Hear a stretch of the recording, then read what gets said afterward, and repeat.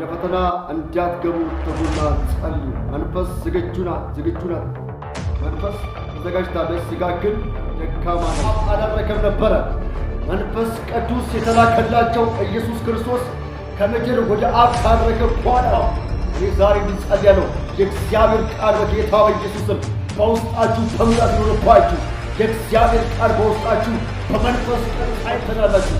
አንዳንዶቻችሁ በትዳራችሁ ምክንያት ተፈተናላችሁ። ፈተና ውስጥ ያስገባችሁ የዛ የጨለማ መንፈስ አይተናል። አረብ ኤምሬትስ፣ በሳውዝ አፍሪካ፣ በደቡብ አፍሪካ፣ በጀርመን፣ በካናዳ ያላችሁ ሰዎች በጌታ በኢየሱስም በተለያየ ስፍራ ውስጥ በጨለማ ውስጥ ተገባችሁ የምትሰቃዩ ሰዎች በኢየሱስም የጨለማውን ኃይል አፈርሳለሁ።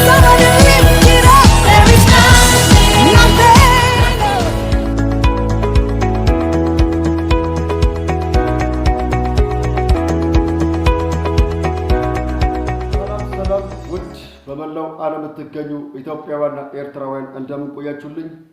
ወንድማችሁ ውድነ ኃይለ ሚካኤል እባላለሁ። ዛሬ በፊታችን የማቀርበው ድንቅ የሆነ ቃል መንፈስ ቅዱስ ልቤን ያከበደውን አካፍላችኋለሁ። በቅድሚያ ይህንን ሰብስክራይብ፣ ላይክ እያደረጋችሁ ቤተሰብ መሆን ትችላላችሁ። ይሄ ኢፍታ ቲቪ በዩቱብ ላይ እየሰራው ያለው ስራ የወንጌል ስራ ነው። እንግዲህ ለብዙዎች ተደራሽነት አላገኝም እስካሁን ድረስ።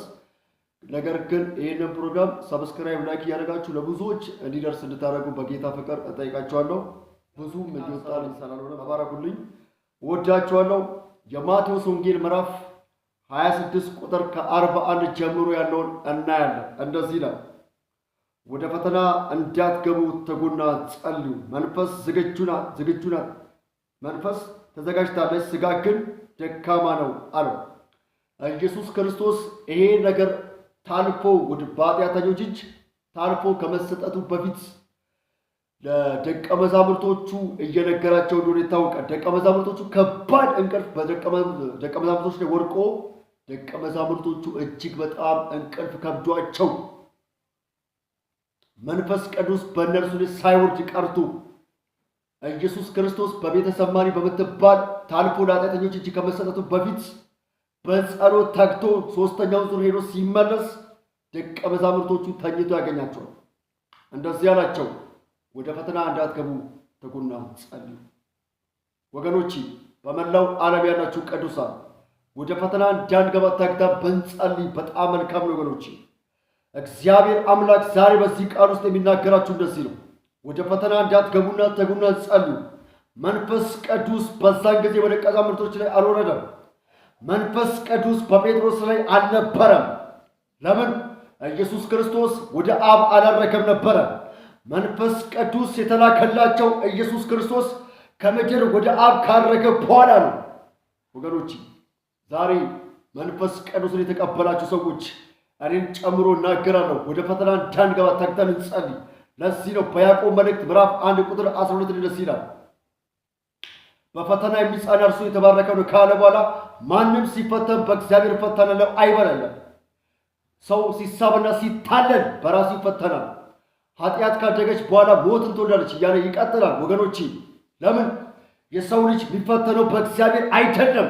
ብዙ ጊዜ በራሱ ስበት፣ በራሱ ምኞት፣ በራሱ አሳብ ምን ይሆናል? ይፈተናል። ያየውን ሲመኝ፣ የዓለምን ብልጭልጭ ሲመኝ፣ የዓለም ብልጭልጭ ፊቱ ላይ ስመጣ ሲመኝ ምን ይሆናል? እየተፈተነ ይሄዳል። ቅዱሳን፣ ዛሬ እግዚአብሔር አምላክ በቃሉ የሚናገራችሁ ይህንን ነው። ወደ ፈተና እንዳንገባ ተግተን እንጸልይ። ዓለም አሁን ላይ ምን እያደረገች ነው? ዓለም በዚህ ሰዓት ውስጥ ሰዎችን የሚስብ ስራ የሰራች ነው።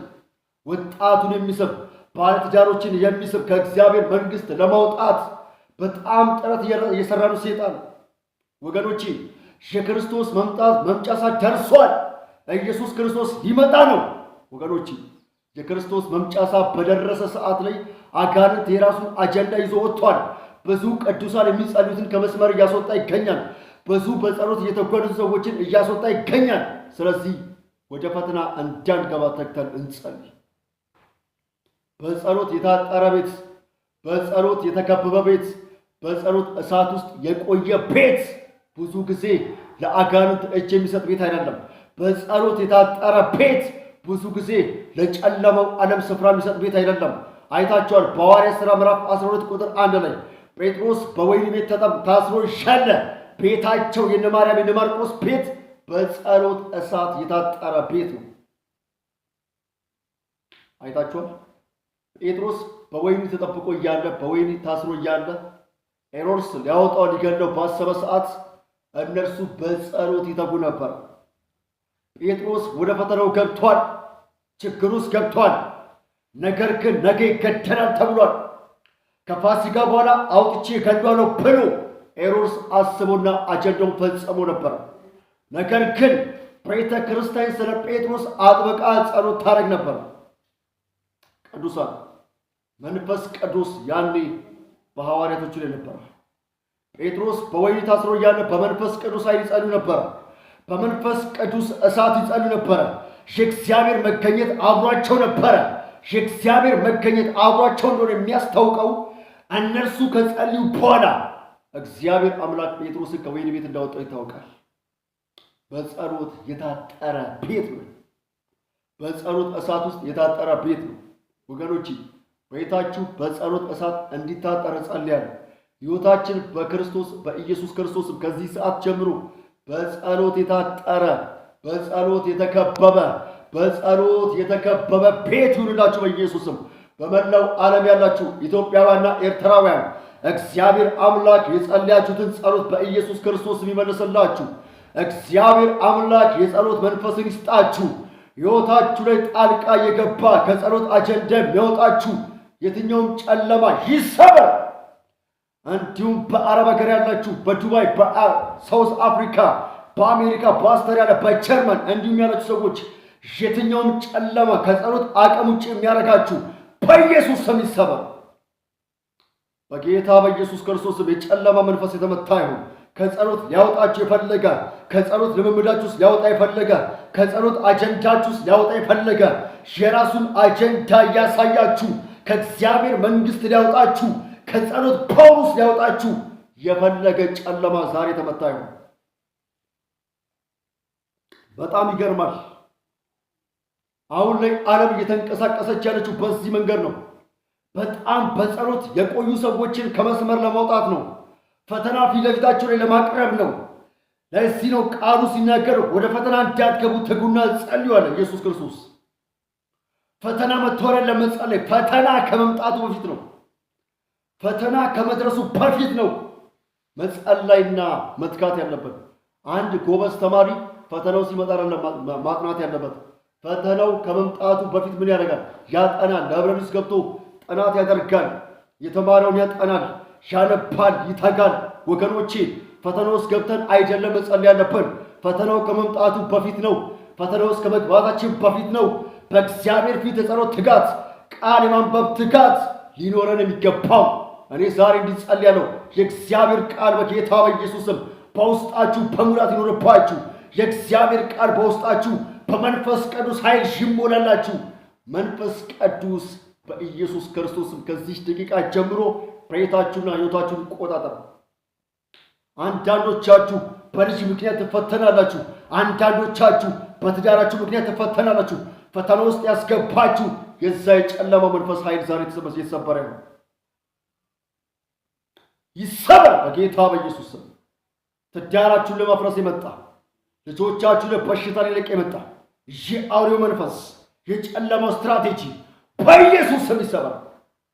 ከዚህ ሰዓት ጀምሮ ይህን ጨለማ መንፈስ አፈርሳለሁ በጌታ በኢየሱስ ስም።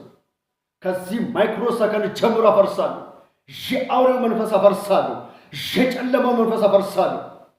በዱባይና በካናዳ ያላችሁ ሰዎች፣ በአረብ ኤሚሬትስ፣ በሳውዝ አፍሪካ፣ በደቡብ አፍሪካ፣ በጀርመን፣ በካናዳ ያላችሁ ሰዎች በጌታ በኢየሱስ ስም በተለያየ ስፍራ ውስጥ በጨለማ ውስጥ ተከባችሁ የምትሰቃዩ ሰዎች በኢየሱስ ስም የጨለማውን ኃይል አፈርሳለሁ። የጨለማውን ኃይል አፈርሳለሁ። የአውሬው መንፈስ አፈርሳለሁ። በኢየሱስ ስም የፈረሰ ይሁን። ቤታችሁ በኢየሱስ ክርስቶስ ደም የተጠቀለለ ይሁን። ቅዱሳን ጴጥሮስን ከወህኒ ቤት ያወጣው የጸሎት ትጋት ነው።